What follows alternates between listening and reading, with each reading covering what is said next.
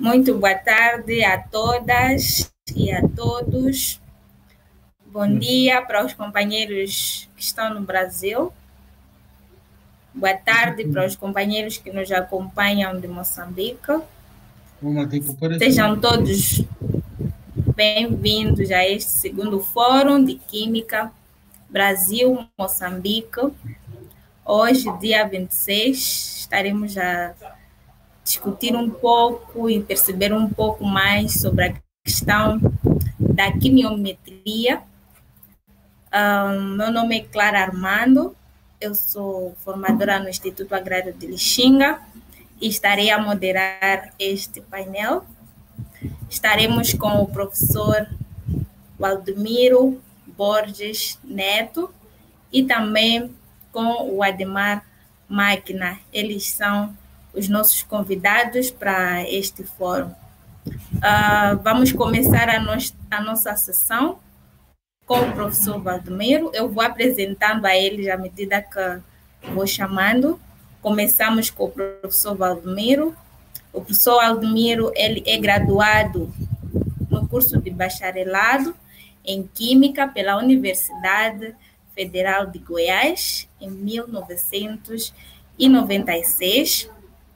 Ele possui mestrado em Química pela Universidade Federal de Goiás, em 2001.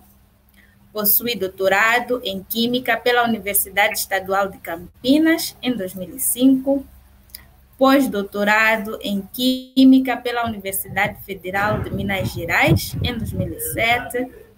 E tem experiência na área de Química, com ênfase em quimiometria, que é o prato do dia aqui, atuando principalmente no desenvolvimento de metodologias analíticas, aplicando métodos quimiométricos em espectrometria no infravermelho IRAM, a espectrometria de absorção atômica em forno de grafite, e em plasma induzido e espectrometria de massa. Atualmente, ele é professor efetivo no Instituto de Química da Universidade Federal de Uberlândia, é coordenador do Laboratório de Biocombustíveis e Laboratório de Quimiometria do Triângulo. É orientador credenciado no programa de pós-graduação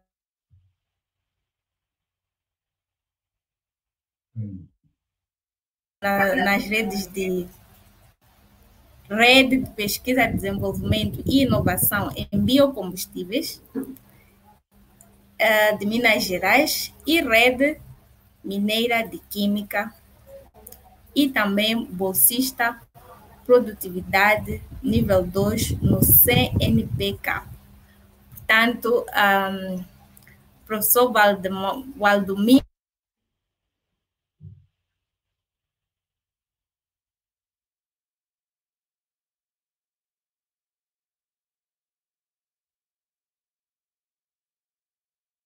a fazer o uso do espaço. Professor Waldemiro? Oi. Professor Waldemiro está aí? Estou. Então já pode começar? Professor Waldemiro, consegue nos ouvir? Consigo.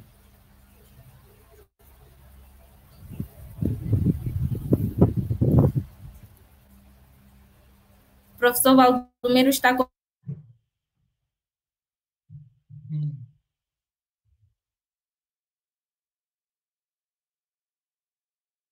Caiu.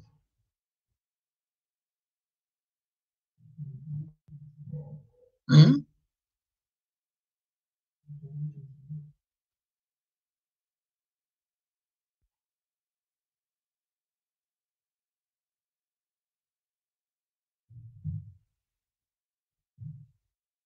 Aonde?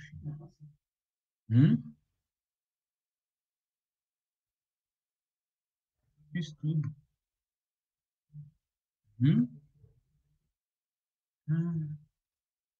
Deixa eu ficar à vontade.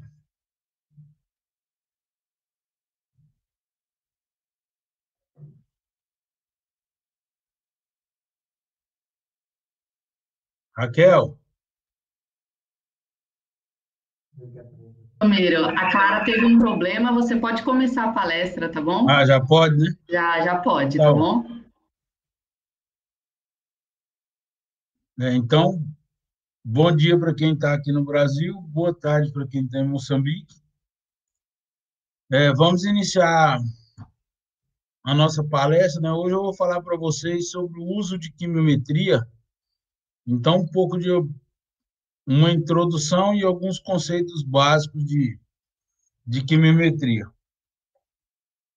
Como dito pela Clara, né? Eu sou o professor Valdomiro Borges Neto, eu coordeno atualmente o Laboratório de Quimiometria do Triângulo na Universidade Federal de Uberlândia. Devido à questão né, do tempo ser curto, deixar claro que a gente vai fazer uma introdução, né, para falar assim, o máximo a respeito de algumas ferramentas de quimiometria, mas sem aprofundar tanto devido à falta do tempo, né? Então, primeiro lembrar que a quimiometria ela é definida como a aplicação de métodos matemáticos e estatísticos, assim como de lógica e química. Então, a gente usa, por exemplo, basicamente é mais métodos matemáticos, né? Algumas funções matemáticas, para extrair informação de um dado químico, que pode ser, por exemplo, uma resposta de um instrumento, uma resposta de uma medição em laboratório. A quimiometria ela é uma área da ciência relativamente nova, ela teve início nos anos 70, como foi já comentado na participação do Baltazar, e uma das vantagens que o Brasil teve foi que, na mesma época, ela se iniciou aqui no Brasil com a vida do professor Brunos, né, para São Paulo, então para a Unicamp. E aí, em 1981, a gente tem a primeira dissertação de quimiometria no Brasil, que é da professora Ieda, hoje professora na Universidade Estadual de Londrina, no sul do país. E, alguns anos depois, a primeira dissertação em calibração multivariada, né, com o professor Ronei, que foi meu orientador no doutorado lá na Unicamp. Os métodos quimiométricos, eles têm algumas divisões, né? Aqui eu vou citar algumas áreas, né? Então, uma das que foi trabalhada durante muito tempo é o planejamento e otimização de experimentos. Temos a área de classificação, a área de calibração multivariada. Aliada à calibração multivariada, a gente pode ter métodos de seleção de variáveis. Temos a área de inteligência artificial, monitoramento. Então, a primeira coisa que a gente tem que estabelecer então, o que vem a ser um dado? O dado nada mais é do que uma medida química, né? Como eu falei para vocês, pode vir de uma medida de uma técnica clássica, né? Uma vidraria, alguma coisa nesse sentido, como pode vir de algum instrumento. Então, os dados, eles podem vir de parâmetros qualitativos, né? Para dizer se tem ou não um determinado analito na amostra, ou parâmetros quantitativos, então determinando a quantidade desse analito então presente nessa amostra. Porém, o que acontece? Os dados brutos, né, os dados por si só, ele não tem significado, ele vai ser um valor matemático, né? Então, você fez ali uma medida de pH, ele dizer, por exemplo, pH igual a 7. Então, o que é representado para você é um valor matemático qualquer. E aí a gente precisa, então, de alguma maneira, extrair informação, então, a partir desses números, né? Então, um diferencial que se tem é que, geralmente, para o quimiometrista, né, toda medida ele enxerga como sendo um ou um conjunto de números, né? Diferente, por exemplo, de um analista de outra área, sem ser quimiometria, que ele geralmente, vamos supor, se ele tem um espectro do instrumento, ele vai enxergar aquilo como sendo uma figura, né? Ou seja, um gráfico, né, bidimensional do que representa o espectro. Já o quimiometrista, ele vai enxergar aquilo, além de enxergar como sendo uma figura, ele vai ter que enxergar aquilo como sendo um conjunto de números, né, que foram utilizados para gerar aquela figura, para gerar aquele gráfico. Então, no caso dos espectros, por exemplo, um conjunto de valores de absorvância, né? Essa é a diferença básica. Porque se a gente pensar assim, um analista baseado num gráfico ou uma figura, o que ele vai tentar fazer é uma análise visual.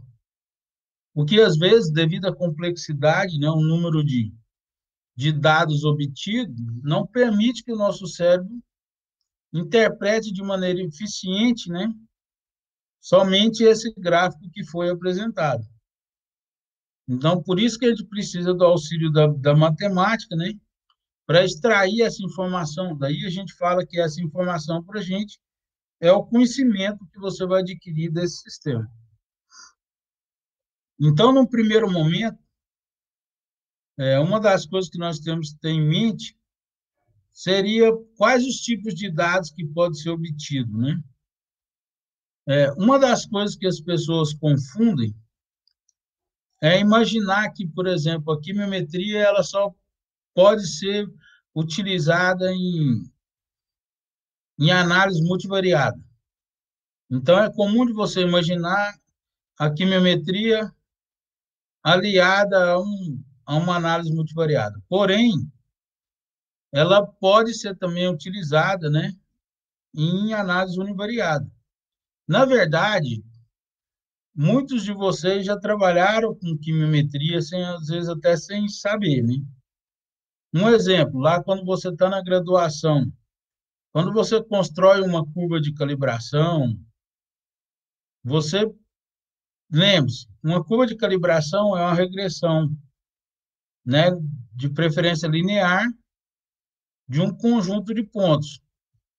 A regressão é um processo matemático, né? Então, enfim, você vai estar utilizando quimiometria para, através daquela curva de calibração, você extrair a informação que seria o quê? Você correlacionar o que você mediu no instrumento de maneira univariada, né? Você vai ter um valor medido no equipamento e correlacionar isso com a concentração. Então, aqui a única coisa que a gente vai fazer diferente é, então, estender isso para o universo multivariado e, hoje em dia, para o universo multi-way ou multimodo, né? De dimensões maiores. Então, para a gente entender, gente, sempre lembrar, quando eu faço, por exemplo, o que seria um dado univariado? É quando a gente tem um único valor sendo medido para aquela sua amostra. Então, eu faço uma análise lá e faço uma determinação da concentração de ferro. Eu tenho só esse valor, isso é univariado. Quando eu obtenho mais de um valor, mais de uma resposta para uma única amostra, eu vou ter um vetor de dados, né? Então, respostas instrumentais do tipo um espectro. Então, um espectro, seja ele de UV, infravermelho, Raman, ele nada mais é do que o quê? Ele é um vetor, né, de valores de absorvância ao longo de uma região espectral. Então, no caso, por exemplo, do espectro de infravermelho, são as absorvâncias ao longo dos números de onda, né? Então, isso vai representar para a gente um vetor de dimensão 1 por n, por exemplo. E a gente tem, por exemplo, equipamentos, né, principalmente os chamados equipamentos hifenados, que eles podem apresentar duas respostas, ou seja, eles conseguem fazer duas medições no mesmo tempo. E aí vai gerar para a gente uma matriz de dados, né? Então, seria, por exemplo, o exemplo mais comum seria do fluorescência molecular, né? Onde você tem, por exemplo, numa mesma medida, você pode gerar um espectro de emissão e um espectro de excitação, né? Então, para cada amostra, você teria uma matriz de dados ao longo de um espaço de tempo. Então, isso é a natureza, vamos dizer assim, original dos dados, né? Porém, lembrar o seguinte, um dado univariado coletado para uma amostra, ele pode ser trabalhado numa estatística univariada, ou, se você fizer isso para um número maior de amostras, esse dado univariado ele vai ser agrupado, e aí a sua análise passa a ter um vetor, né, representado por um vetor de dados. Da mesma forma que quando eu tenho, por exemplo, um espectro, eu tenho um vetor. Se eu tiro o espectro de mais amostras, eu passo a ter uma matriz de dados. Então, para cada amostra vai corresponder um vetorzinho, um espectro. Então, no conjunto da análise, eu vou ter uma matriz. No caso de hoje, a maioria dos métodos que nós vamos ver são métodos chamados de primeira ordem, né? Então, aonde o conjunto de dados de partida vai ter que ser uma matriz de dados. Então, hoje, a maioria dos métodos que nós vamos ver, a gente vai ter uma resposta vetorial, né? Um espectro, seja de infravermelho, pode ser um cromatograma, um espectro de massas, e aí, para um certo número de amostras, vai me gerar uma matriz de dados. Então, a partir daqui, eu vou iniciar os meus processamentos matemáticos, né, para extrair, então, a informação desse conjunto de dados aqui. E aí, só finalizando, né, hoje, no que a gente chama de multimodo, você teria, então, duas ou mais respostas. Eu teria aqui uma matriz de dados. Para várias amostras, isso vai corresponder a um cubo, né, ou um tensor de dados, né? Lembrar, gente, que da mesma forma que se eu agrupar dados univariados, eu vou gerar dados multivariados, a partir de dados multivariados, eu também posso fazer redução de dimensão até chegar a um dado univariado. Então, isso vai depender do que a gente vai estar trabalhando, né? Você aumentar ou diminuir a complexidade, então, a ordem desses dados, né? Tranquilo? E aí, só para representar para vocês, aqui nesse slide eu tenho apresentado aqui um conjunto de espectros de infravermelho, né, de alguma amostra que a gente, algum sistema que a gente analisou no grupo. Então, como eu falei para vocês, um espectro, ele vai ser um gráfico, né, gerado pelos valores das absorvâncias, no caso do infravermelho aqui, ao longo dos números de ondas, né? Então, para cada número de onda, eu vou ter um valor de absorvância sendo medido. O problema, gente, é que, por exemplo, quando você, igual eu falei, geralmente o comum é se tentar fazer alguma interpretação visual desses gráficos, né, desses espectros. Isso pode ser feito quando você tem, vamos dizer assim, respostas mais simples, como no caso igual do UV visível, que às vezes você tem uma única banda. Dependendo da simplicidade de um cromatograma, se você tem poucas bandas bem definidas, bem resolvidas, então você consegue fazer algum tipo de análise visual. Agora, quando você pega sinais mais complexos, com maior quantidade de informação, como é o caso desse espectro aqui apresentado, a análise visual, o nosso cérebro não vai conseguir processar muita informação. Então, seria o caso aqui, ó, por exemplo, se eu mostrar esse conjunto para vocês, a mínima, vamos dizer assim, a mínima informação de interesse, a gente não consegue extrair, que seria, por exemplo, se perguntar para vocês, qual o teor, ou seja, qual a concentração representada por cada espectro? Não tem como definir. Né? Quem são as amostras? Também não tem como definir.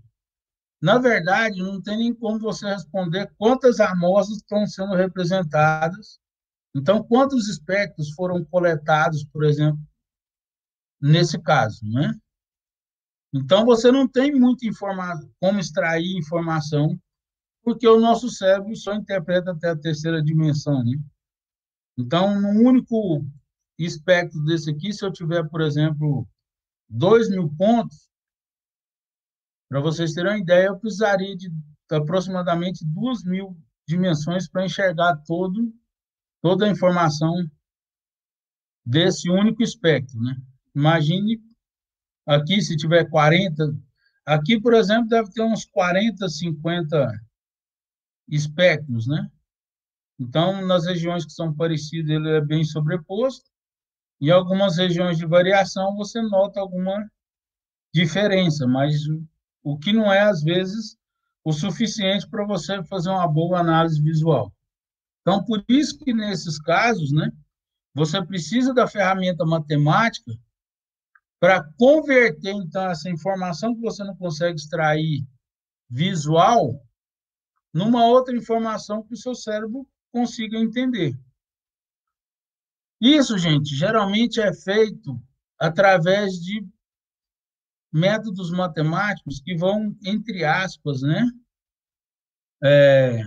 reduzir a dimensão desses dados. Então, se eu não consigo interpretar um conjunto de espectros, ou seja, um conjunto de valores de absorvância, o método quimiométrico, o que ele vai fazer, na verdade, é trocar esses valores de absorvância por um outro valor matemático, né? E aí cada método tem um sistema para fazer isso, né?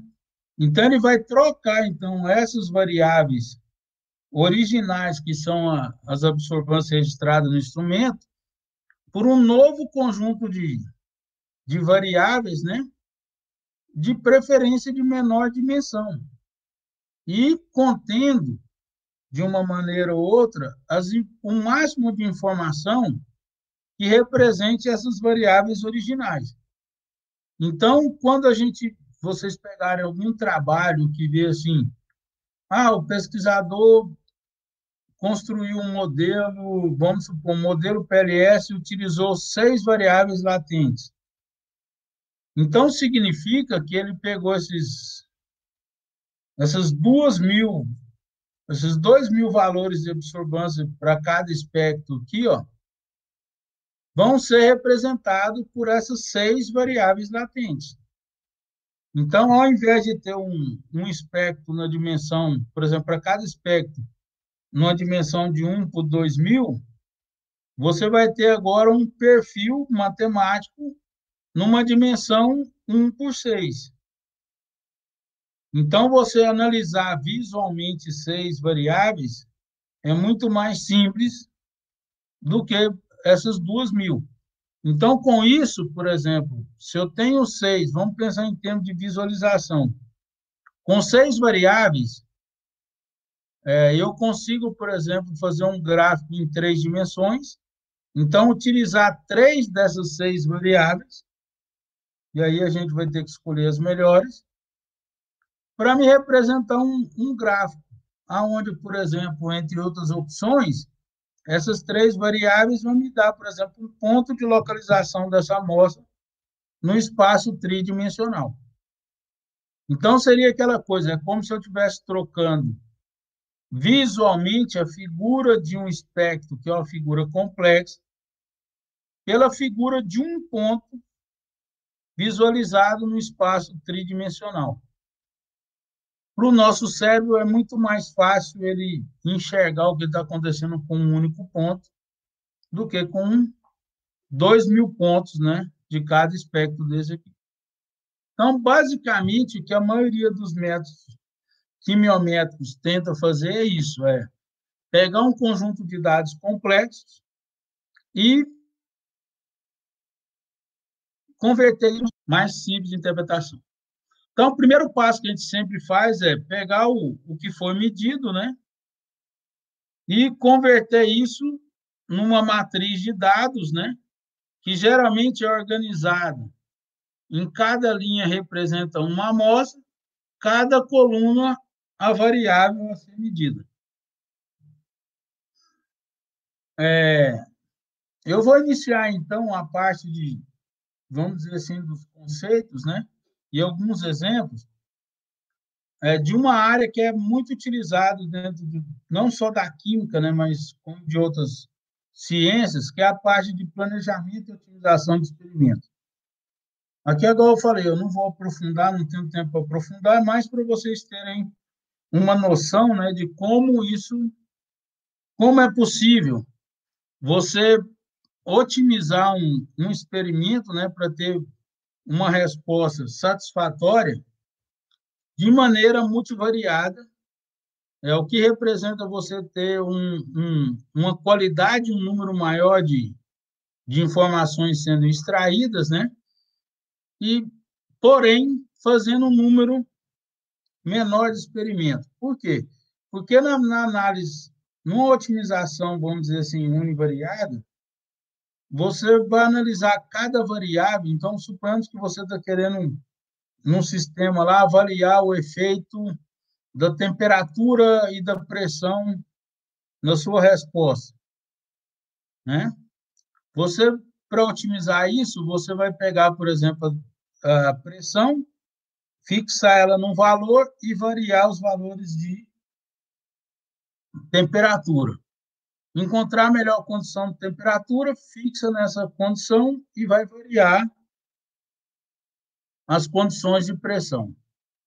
O que pode acontecer é que, como você está fazendo isso de maneira isolada, né, univariada, quando você varia uma variável, a outra está mantida constante, você não tem informação sobre a interação entre essas variáveis.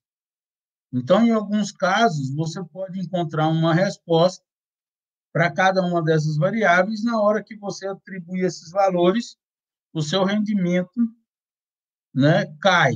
Em vez de melhorar, ele piora.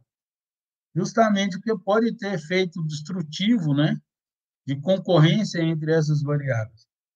Então, já no sistema multivariado, além de você avaliar, então, cada variável, você também tem como avaliar as interações que ocorrem entre essas variáveis. Então, quando você chega numa condição ótima, geralmente, ela representa, pelo menos teoricamente, a melhor condição experimental que você pode obter.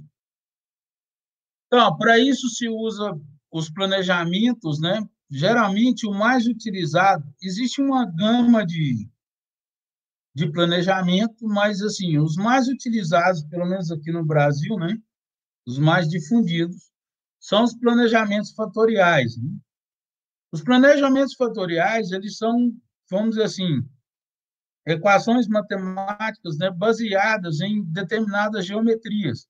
Então, aqui eu estou com alguns exemplos, né? Por exemplo, um planejamento 2-3, que vai me dar aí 8 experimentos a ser realizado, ele corresponde aos 8 pontos de um cubo, né? Por exemplo, um planejamento CCD com 15 pontos, você vai ter esse cubo, um ponto central e um ponto axial, né? O acoplamento dessas coisas. Então, dependendo do número de medidas que você vai fazer, de experimentos, né? Isso vai representar pontos ao longo de uma geometria, que pode ir desde uma geometria mais simples a uma geometria mais complexa, né? Isso depende do número de variáveis que você vai estar analisando. Então, o planejamento fatorial completo, ele é utilizado porque a gente chama de uma triagem, né? ele geralmente pode envolver tanto variáveis qualitativas como quantitativas. Eles têm uma fórmula do tipo 2K, né? Onde K aqui representa o número de variáveis. Então, por exemplo, se você estiver avaliando pressão e temperatura, seria duas variáveis, você teria um planejamento do tipo 2A2. 2A2, para você extrair informação, você teria que fazer 4 experimentos. Se você envolve uma próxima variável, você teria um planejamento 2A3, já seria 8 experimentos. Notem que, quando você aumenta o número de variáveis a ser investigada, o número de experimentos aumenta num processo fatorial, né, exponencial. Então, daí o nome planejamento fatorial. Né? Geralmente, a gente usa isso para triagem. O que significa isso? Eu tenho lá um número de variáveis, vou fazer um planejamento fatorial para, primeiro, me responder quais dessas variáveis realmente influenciam na minha resposta e como influenciam. Então, por exemplo, geralmente a gente avalia com 2 níveis, né? Ou seja, 2 medidas para cada variável, né? Então, 2 valores de temperatura, 2 valores de pressão, e aí isso vai dizer, entre os 2 valores que eu escolhi, primeiro, se a diferença entre eles, vamos dizer assim, né, a região entre eles, vai estar afetando a minha resposta de maneira significativa, e para qual desses valores caminha a minha melhor resposta. Então, eu tenho um valor lá, por exemplo, na temperatura 20, 40 graus Celsius. Se eu indo para 20 graus ou para 40 graus, qual que melhora a minha resposta do meu experimento? Aqui, para mostrar para vocês, eu tenho um exemplo de um planejamento para fazer determinação de chumbo em cerveja usando forno de grafite, né? Absorção atômica com forno de grafite. Então, geralmente, no forno de grafite, a gente tenta otimizar os parâmetros de temperatura de atomização e pirólise. Então, para vocês terem uma ideia, 2A3 vai dar 8 experimentos, né, que são codificados. Aqui, na verdade, eu estou otimizando temperatura de atomização, pirólise, que são quantitativos, e o modificador químico usado no forno, né, para recobrir a plataforma do forno, que é um parâmetro qualitativo, né? Então, ó, aqui está demonstrado os valores que eu quero avaliar. São feitos 3 a medida em triplicata, né? E aí eu processo essa informação. Geralmente, no planejamento fatorial, a gente vai ter como resposta, a resposta de maior interesse seria o gráfico de Pareto, né? Onde vai representar aqui, ó, nesse gráfico de Pareto, essa linha vermelha é uma linha de limite, né? Então, estabelece a 95% de confiança quais variáveis e quais efeitos, né, entre variáveis vão afetar a sua resposta. Então, só para vocês entenderem rapidamente, ó, aqui no caso a pirólise, então, é a que tem o maior efeito sobre a resposta. E aqui você vai olhar aqui, ó, o sinalzinho aqui do valor. Se ele for positivo, significa que você vai ter que manter em nível alto, né? E se ele está negativo, você geralmente atribui ao nível baixo.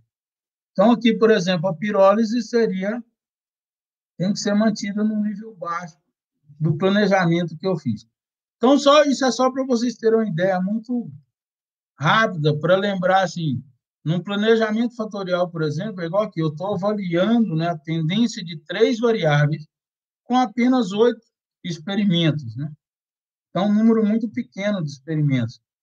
E aqui está a resposta do meu planejamento, né?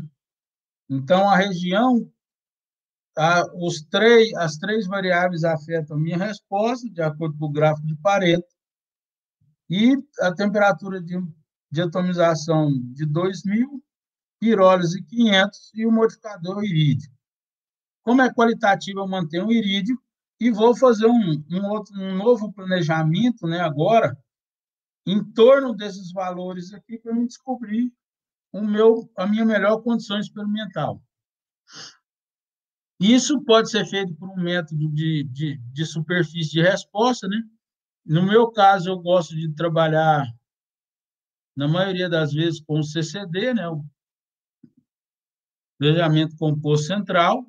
Então, fiz então um CCD para essas duas variáveis, e aqui tem a superfície que descreve, né, esse novo planejamento.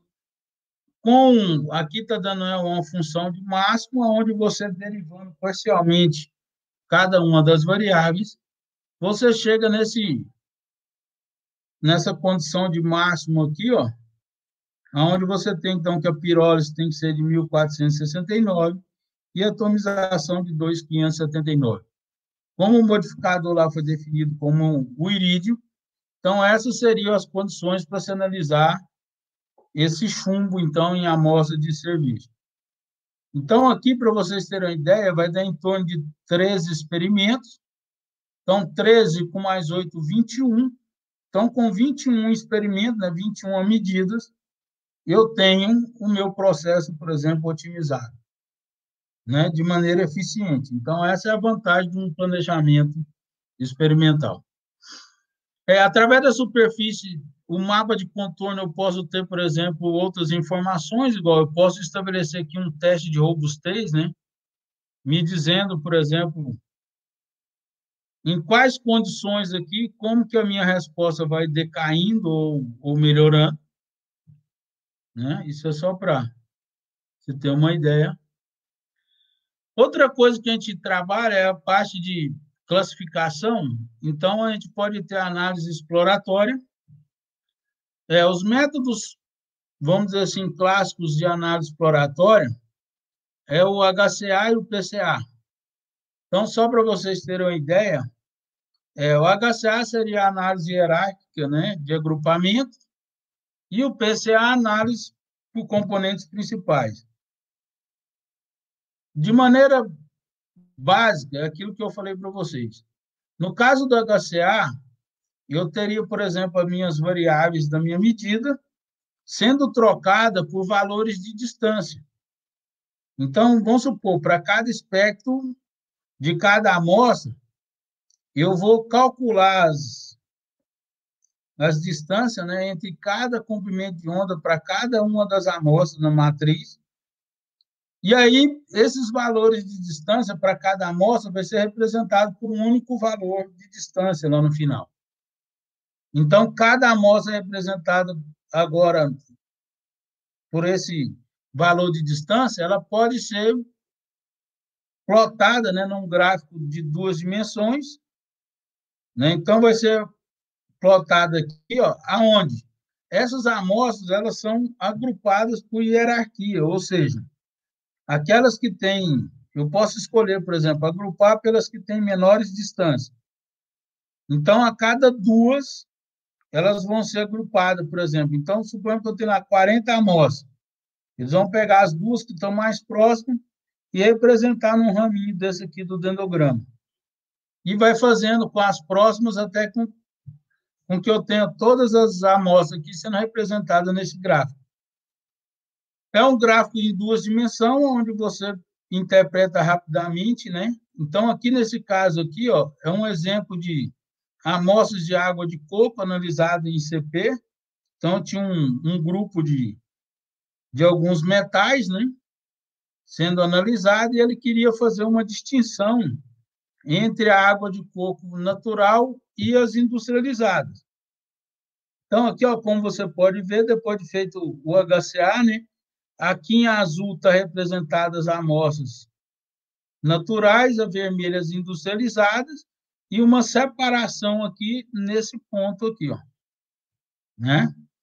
E aqui, no caso, as amostras de Minas Gerais, por exemplo, elas são naturais, mas diferentes das demais, né? Então, depois a gente tem até como saber o porquê disso.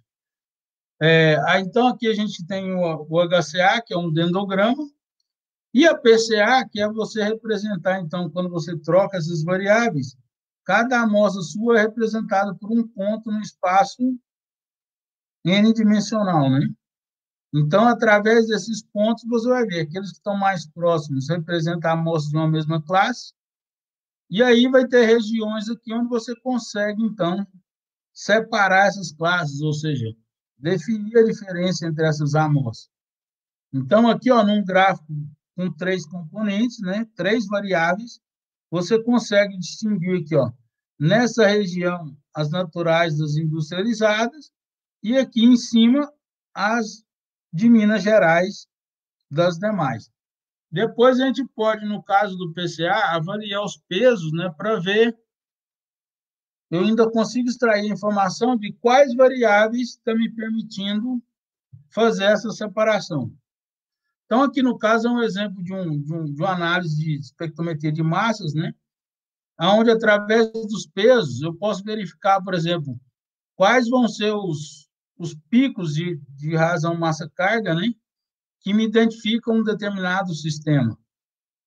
Então, por exemplo, num caso de saúde, eu posso, por exemplo, identificar aqui quais são vamos supor, quais os picos aqui que me diferencia a amostra de um paciente doente de um paciente saudável. E aí o pessoal da área, uma vez identificada essa informação, pode utilizar, por exemplo, esses compostos como biomarcadores para desenvolver um exame, por exemplo, diagnóstico para determinadas doenças.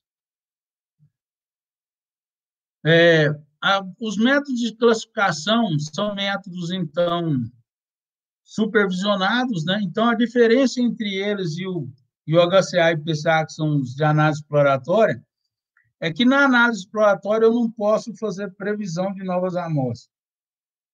Então, sempre que eu colocar uma amostra, eu vou ter que estar construindo um modelo novamente.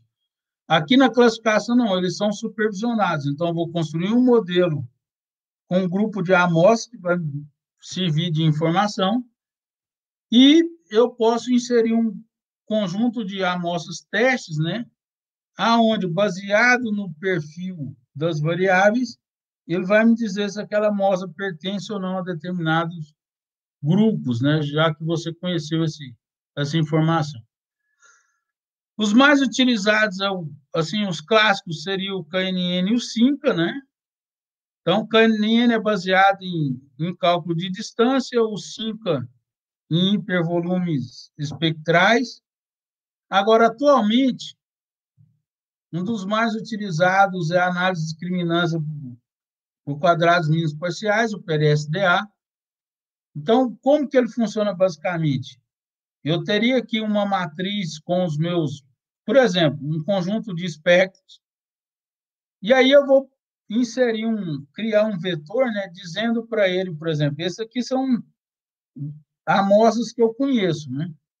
Então, eu vou falar aqui, por exemplo, a 1 e a 2 pertencem a uma classe de interesse. Então, seria, por exemplo, do paciente sadio.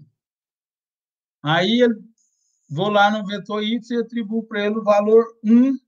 Geralmente, pode ser 1 ou 0, que a gente mais usa. 1 para a classe de interesse e 0 para aquelas de não interesse. Então, poderia dizer aqui, ó, minhas amostras autênticas ou do paciente sadio seria 1. As adulteradas ou dos doentes seriam 0. E aí, processar um modelo matemático que vai entender, então, a relação dos espectros que eu vou gerar aqui para identificar se a amostra é autêntica ou adulterada, ou se o paciente é sadio ou doente, por exemplo. Feito isso, eu vou ter o meu modelo, que é o meu conhecimento. E aí eu posso, então, de posse de novos espectros, de novas medidas, né, jogar na equação matemática desse modelo e ele vai prever, então, se essas novas amostras aqui, quais são autênticas, quais são adulteradas, ou quais são sadios, quais são doentes. E aí eu faço uma avaliação estatística de erros, né, para garantir a eficiência desse modelo. No caso do PLSDA, a resposta gerada, gente, é esse gráfico aqui, ó, aonde essa linha vermelha tracejada é o nosso limite, né, de separação de classes, a 95% de confiança. E aqui, só para vocês terem uma ideia, estaria representado aqui, ó, então, ó, no meu modelo, né, vamos dizer assim, conjunto de treinamento, eu tenho aqui, ó, em verde, as amostras aqui é uma análise de óleo, né? Os óleos autênticos. E aqui em azul, um conjunto de amostras com esse óleo adulterado. Então, aqui representaria o meu modelo até essa região aqui, ó. Onde eu tenho, então, na parte superior seriam as autênticas, depois do limite inferior, as adulteradas. E aqui, novas amostras que eu utilizei para fazer previsão, né? Onde o modelo consegue enxergar, ó, as que são autênticas aqui em vermelho e as que são adulteradas aqui nesse círculozinho marrom. Então, aqui mostrando que, a partir, então, de espectros que são bastante semelhantes, eu aplicando um método matemático, eu consigo diferenciar, através de um gráfico bidimensional, né, quais amostras são ou não adulteradas nesse caso.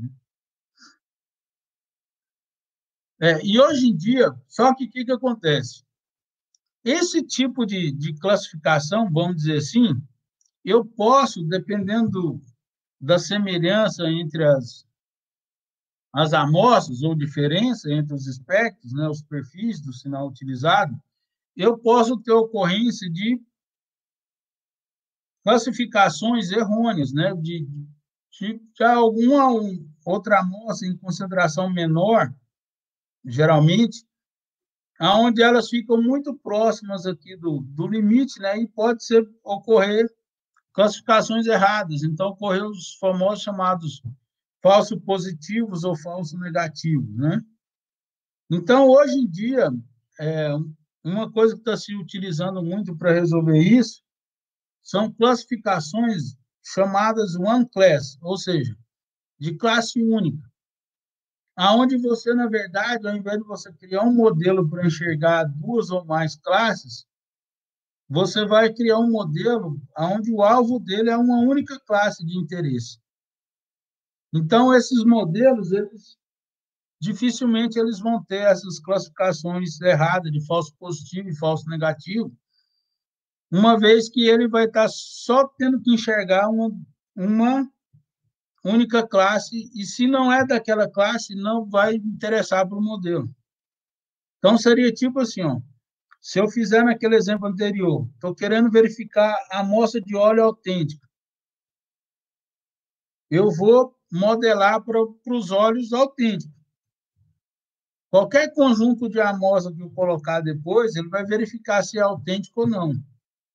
Não interessa se ele foi adulterado por óleo de soja ou outro óleo qualquer.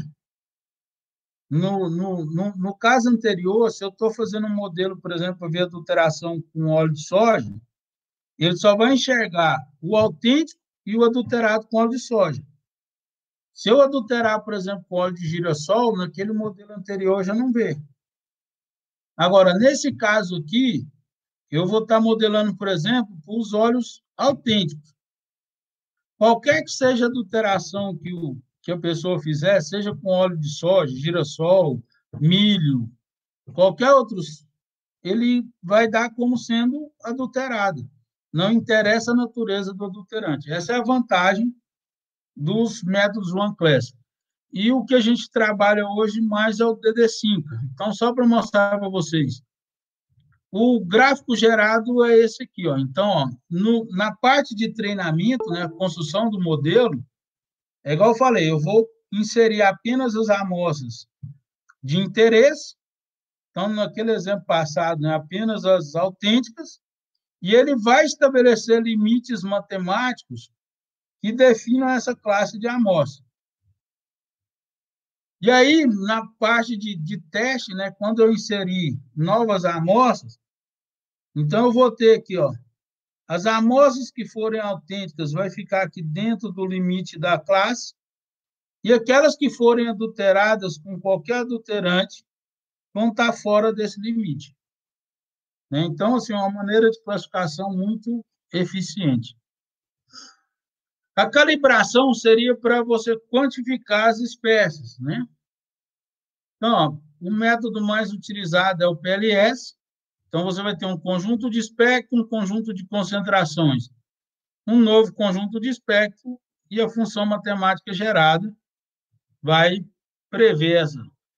Então, que a gente vai ter como resposta uma curva de calibração como se fosse a univariada.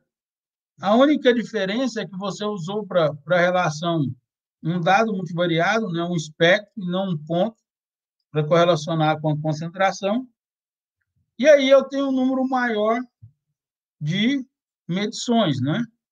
Então, aqui no caso do PLS, ele vai te dar uma curva de regressão, você vai avaliar a linearidade, e aí você vai ter a função matemática que descreve essa regressão, que você vai poder fazer, então, a previsão das concentrações. Esse é o método mais utilizado ultimamente. Eu posso fazer uma seleção de variáveis, e aí tem vários processos, mas um dos mais difundidos seria você pegar os espectros, dividir por intervalos, né? E aí tem várias formas de fazer essa divisão. Pode ser intervalos equidistantes e você fazer igual aqui no caso do IPLS. Constrói um modelo para cada intervalo. E o erro obtido em cada modelo desse é comparado aqui, tem uma linha tracejada, né, representando o erro do modelo com todo o espectro. Aí você vê, por exemplo, uma região onde esse erro é menor do que o espectro, significa que aquela região te dá um modelo melhor, né? Aí você constrói um modelo PLS só com aquela região, então número de variáveis menor. Isso melhora a eficiência. Eu posso ter um monitoramento através de cartas de controle, isso aqui o Baltazar já apresentou no primeiro fórum, né?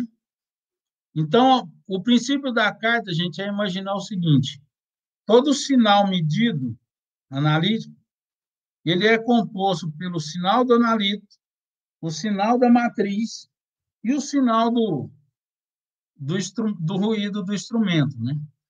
Então, o que uma carta multivariada faz é tentar pegar um conjunto de dados e matematicamente extrair dele um perfil para cada um desses componentes.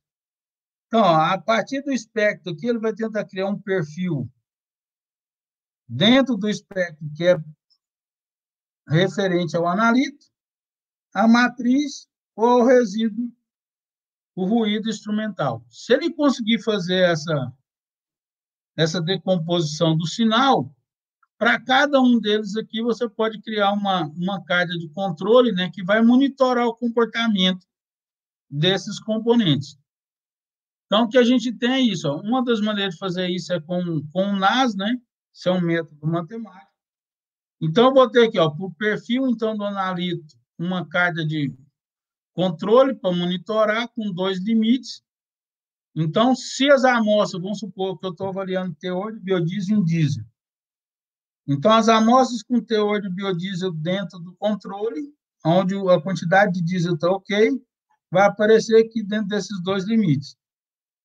As amostras com diesel ok, vai aparecer aqui dentro dessa carga com um limite, que é o da matriz. Então, se eu não alterar a quantidade de diesel, então, suponhamos, um B10 tem que ter 10% de biodiesel e 90% de diesel. Se tiver 10% de diesel, vai estar aqui. Se tiver 90% de diesel, vai estar aqui nessa carta.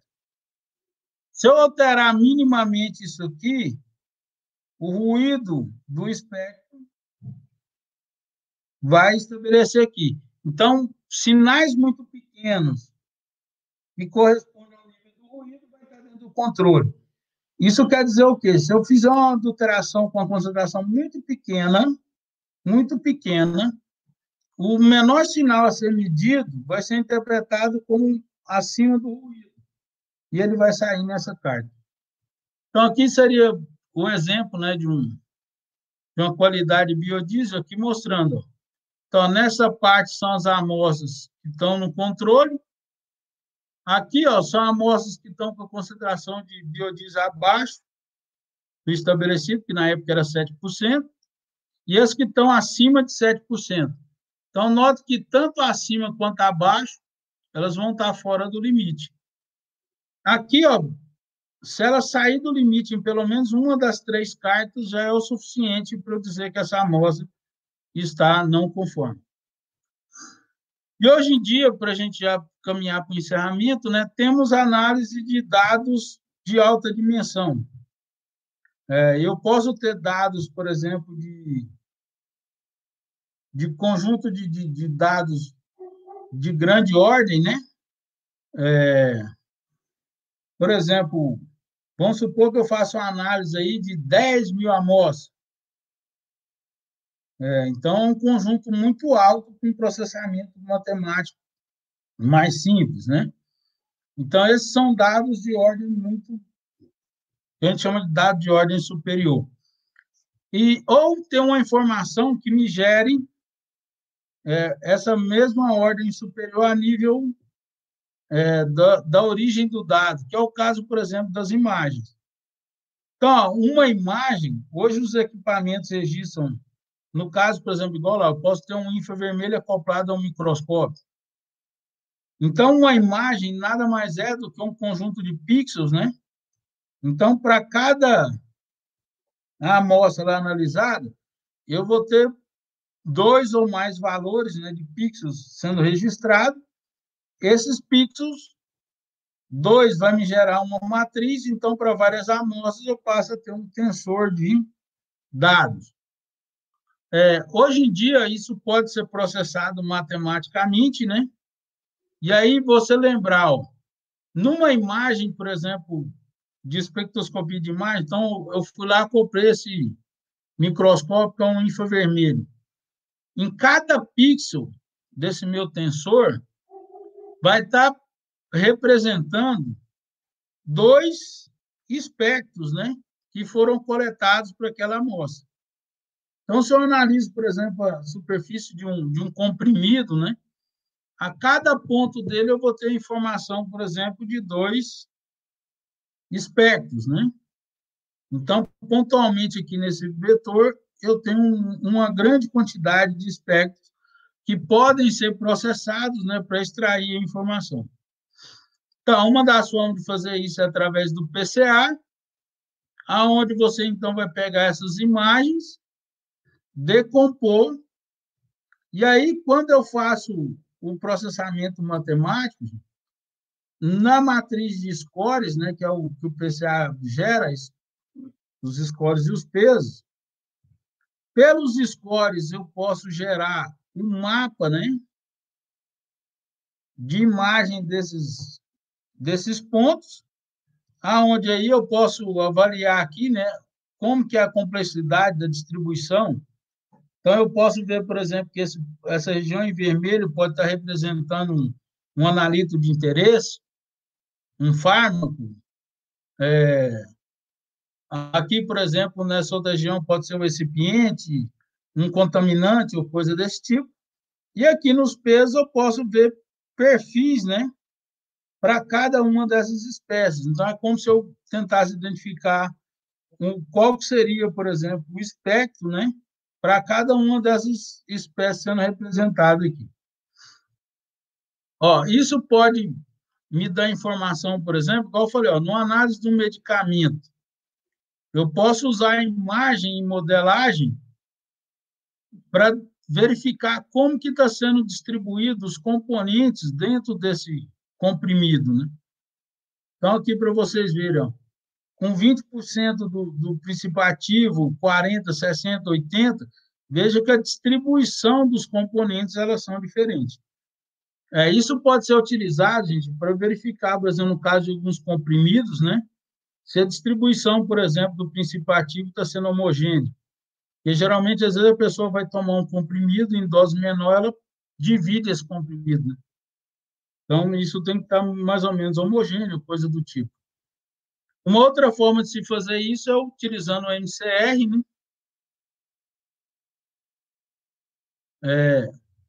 Onde o MCR pode resolver as curvas, né? Então, vinda de cada pixel desse, e você tem um mapa de distribuição aqui também, onde você pode analisar qual que é a distribuição espacial ao longo dessas amostras. Então, tudo isso pode ser utilizado como informação, né, a partir de uma imagem. Com isso, gente, eu gostaria de agradecer, então, à Universidade Federal de Uberlândia, né, o Instituto de Química, que me permite trabalhar e ter meu laboratório, meu espaço de pesquisa, né? Agradecer ao Laboratório de Quimiometria do Triângulo, então, a todos os meus alunos, que sempre estão contribuindo para que a gente tenha uma boa produção e um bom conhecimento sendo adquirido dentro da área de quimiometria, né? Então, eles hoje aqui são responsáveis assim, pela maioria dos modelos que são criados, né? E isso é importante a gente lembrar que para quem vai orientar, né? Então, o seu orientando, ele vai ser, como se diz, um seguidor do seu caminho, né? Então, ele vai ter que adquirir uma base e depois seguir, então, desenvolvendo essa quimiometria mundo afora.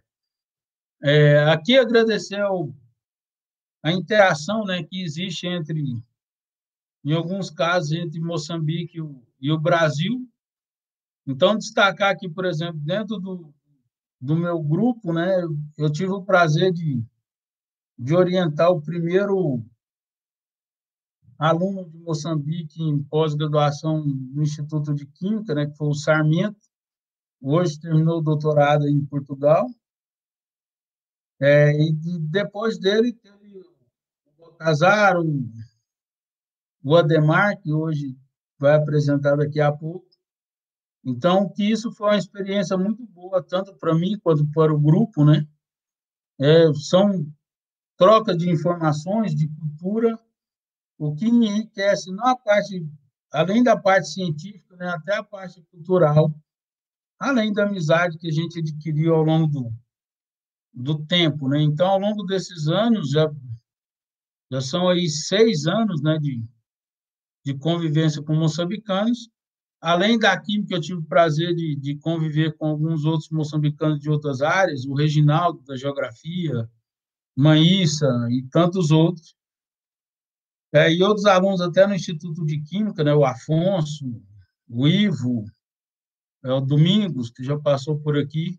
Então, isso me dá além do prazer da amizade, né, a oportunidade de conhecer um pouco do Moçambique. Infelizmente, ainda não tive a oportunidade de ir aí, mas que é um plano, né, para logo, pós-pandemia, né, uma das coisas que eu quero fazer é ir aí conferir de perto as qualidades, né, da vida do Moçambique. E aí agradecer aos organizadores do fórum, né, o Afonso, a Clara, o Lusitânio, a professora Raquel. Agradecer pelo convite e agradecer por todo o suporte que permitiu isso ser possível. Então, no mais, um abraço a todos e eu fico disponível depois para as perguntas no final. Obrigado.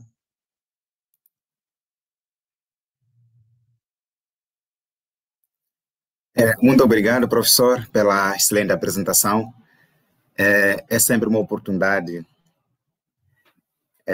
enorme aprender com o professor e nessa área de quimiometria, que é uma área muito vasta, com enormes aplicações praticamente em todas as áreas.